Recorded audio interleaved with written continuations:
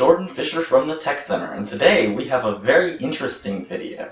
I run a Minecraft server and host a web server for programming stuff mainly, just testing out different stuff with whatever, doesn't really matter.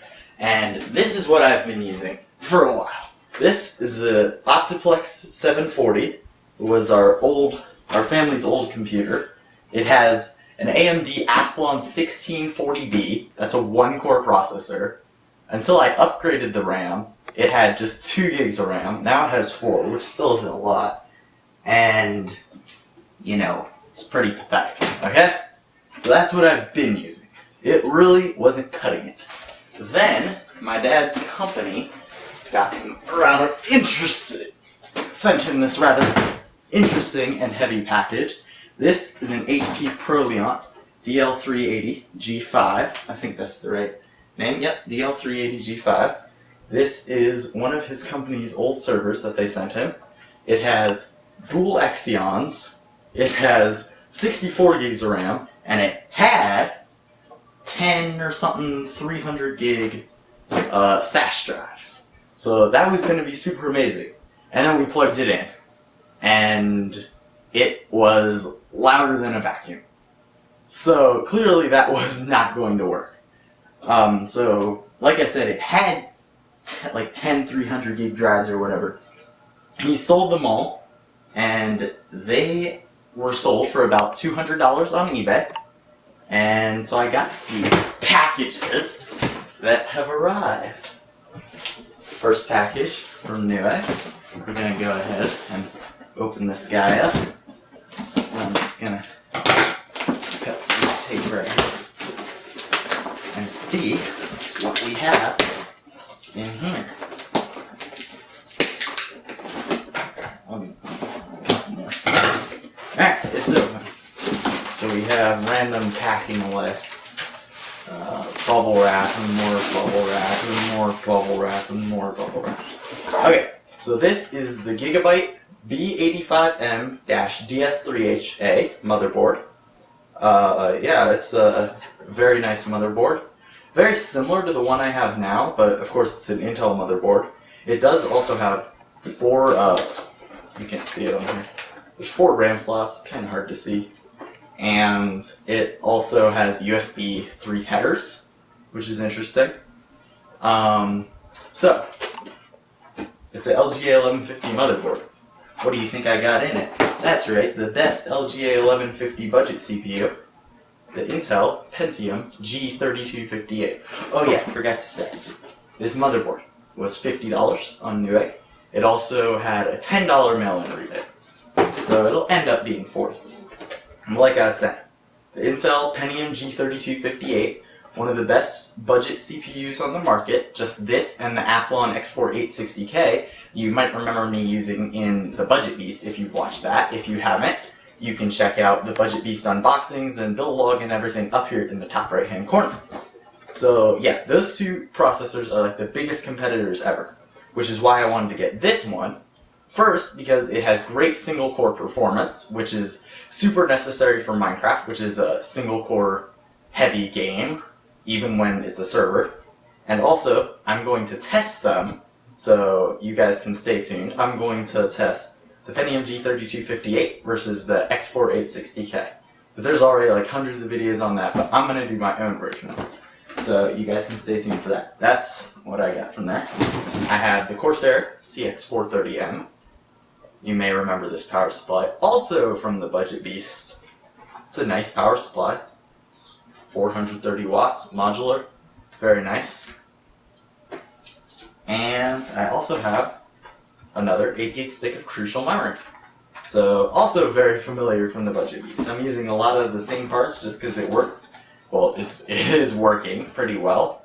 So yeah, that'll take care of that box. I also have another box. It says it came from Cooler Master, but it actually came from Newegg. This is the Cooler Master N200 Micro ATX case. Go ahead and get this one open. This one looks like it's going to be a little tougher. Yeah, it's a Micro ATX case, so it's a little different than what I worked with before. The Rosewool Redbone was just plain old regular ATX case. It's supposed to be really cool.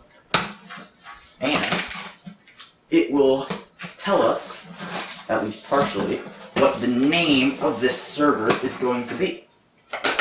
So, I'm gonna pull this thing out of the box down on the floor. Packing foam is really annoying. No, it's not annoying. It's the case there, but still. Okay, so let's pull that off. Throw it out of the way. There's a lovely instruction manual, much bigger than what came with the Rosewell Red Bone. That's nice to see. Because I did have a little trouble with those screws. More packing stuff. And yeah, this case is all black, which gives us half the name for my server. The name, the first part of the name at least, is The Dark, okay? So it's The Dark Workhorse. Dark because, well, the case is entirely black, and Workhorse because it's a server. I run my server 14 hours a day, from 8 a.m. to 10 p.m. I do not run it 24/7 just because electric bill would be kind of crazy. And so, it runs 14 hours a day. It is a workhorse. Yep, this case looks pretty nice. It's got this really cool kind of front here. Like I said, the motherboard supports USB 3.0. This one also has one USB 3.0, as well as two USB 2.0. Headphones and microphone, not that I'll be using those. Power button, reset button. Cool looking front. It's very light. It's kind of small. It's got this lovely plastic wrap covering it. You know what, I'll get that later. Let's go ahead and open it up real quick. Wow, this one's actually a lot harder to open than the Rosewell Red Bone. So, I will be right back while I get a screwdriver. And we're back. I did get the screws inside off, and here we see the inside of the case with USB 3.0 header, audio, mullets for the fans. There is two fans in this case, one here at the back and one up here at the front. By the way, guys, cases are the hardest thing to unbox and review because you have to pull them all over. It's crazy. Anyway, there's also screws attached and silica gel. Duck, guys! And we also have screw bag, twisty ties, good stuff like that. And yeah, it's a pretty interesting case. All kinds of LED stuff, more fans. I've heard there's also good room to cable manage in here, so that'll be cool. So go ahead and give me a minute to get everything set up to build, and I will be right back. And we're back. I've done a few things like installing the motherboard standoffs and just basically gotten ready to build, opened everything up, and made sure we're all ready to go. Alright, so as always, the first thing we're going to be installing is the power supply, which means silica gel. Yay! Alright. So there's the power supply again. Inside it's a protective coated box. Or not box, packaging. The boxes right here. So go ahead and pull this out for you guys. It is the semi-modular version, so the 8-pin and 24-pin connectors are still stuck on it, but you need to use those, so it's not a big deal. I'm going to go ahead and get this untwisted tied, and we are going to stick this right back here with the fan facing down, because again, in this case, has bottom mounted power supplies. So I'm gonna get this stuck right in there. What on earth? So in case. Okay, I think I have it. Yes. Alright, I'll get some screws. I'll open this box. Never mind. Yeah. So there are the screws, same screws. I remembered this time that they were in the power supply box.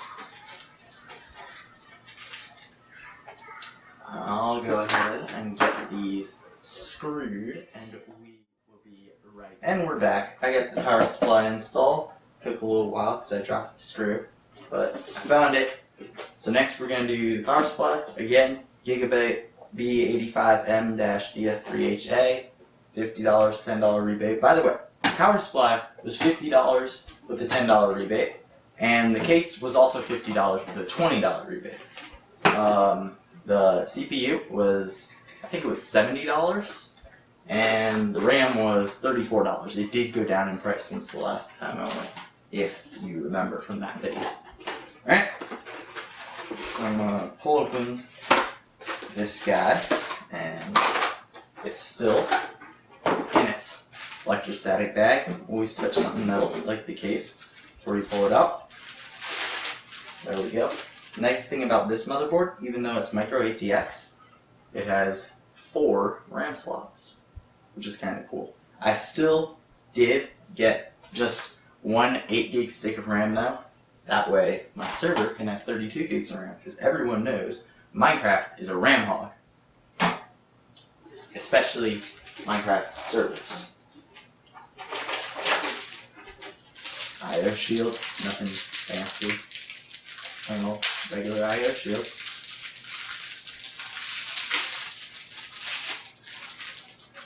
Get rid of that. Now I'm going to try and put this in the right way this time, but I don't know if I'm going to be able to do it. This wall's like pushing it in right here, I think. Yeah, just like that. Okay, that wasn't too bad. Alright. So I'm going to grab the motherboard. And carefully slide it into place. Come on. There you go. Right in place. It's being a little annoying about this. You know what, guys? Never mind. I got it. Okay. Now we're going to go ahead and screw that in. And there is a ton of screws there. These are all screws that came in the kit with the kit in the bag with the case. So I will be right back once I finish all these. And we're back. I got the motherboard screwed down and we're all ready to install the CPU. So there's the CPU. One thing I really love about this CPU is its amazing ability to overclock. Not that I'll probably be doing much overclocking on a server, but you never know. Okay, so there's stock heatsink. I heard Intel heatsinks are really fun not to install. There's the processor. Nifty little thing. Go ahead and open it up here. Ooh, close. And there we go. It's a very nice little chip. Pentium G3258. Go ahead and pop this guy up. Find the right corner. I believe that is it right there. And not like that. Not like that. Oh my goodness. This is getting here. I might break it. I am being careful. I'm not going to break any pins. Okay, there we go. The CPU can get locked down now. It is normal to feel a lot of pressure, so if you're wondering, yes, that's normal. Okay, this CPU seems to have kind of long fan connector, which I'm not going to need. I don't think. No. It's really short to the fan on this case, which is awesome. And I believe I just set that down right there. And the chunk.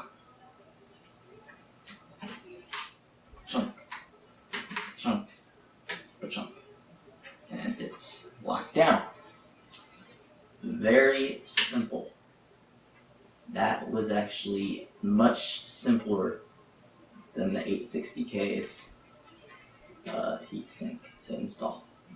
That was very painless to do. Good.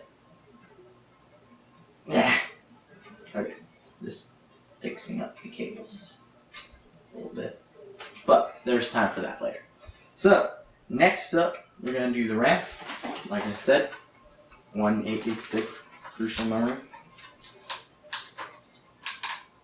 Should snap right out, just like that.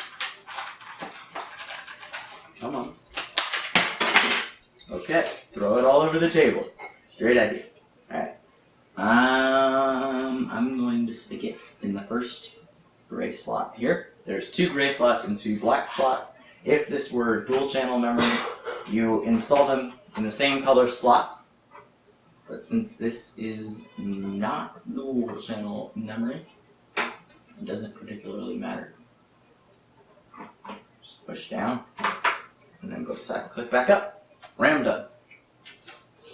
That will almost take care of everything I need to do. I'll wire some stuff up and move the hard drive over from my old server, and then we will be right back, guys. And we're back. I've finished all the cabling up. It's actually already inside here, and I have plugged in the power supply, so now we'll just go ahead and turn it on. Lights up. I don't know if you guys could hear, but there's that beep.